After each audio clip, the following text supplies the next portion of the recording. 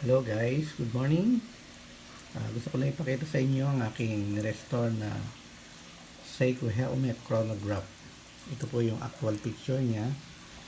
Nung time na na-require ko ito ay maraming scratches at medyo yung ah, glass niya ay pinalis. Kasama na nito yung case and brace. Pinalitan ko ng stainless bracelet. So ngayon ay nilagay ko sa auction at makikita nyo yung current auction niya is $123.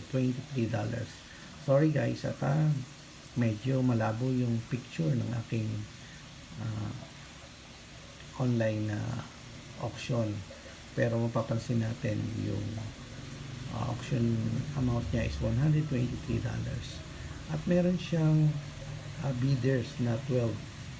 Ibig sabihin ay yung participant niya ay 12 at tulad ng nabanggit ko sa inyo before na video ko, ito ay mga bidders from different countries. Pakita ko po yung ilan dito. Halimbawa itong isang to, saan ba siya nanggaling? So Italy pa rin siya. Try natin yung iba. Ito, this one. Italy, ibig sabihin dalawang taga Italy yung nagbibid ng auction ko.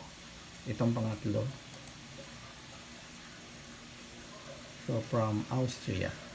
So ibig sabihin na talagang different countries na mga bidder, seller or reseller ang nagbibid sa auction ko. At remaining time is 17 seconds. So, dito po sa pinakaitaas, makikita natin mamaya yung pinaka final auction amount. So, magbantay lang tayo ng konti. Yun. At tatapos na po yung auction at tatapos siya for $133. Thank you very much for watching my online auction.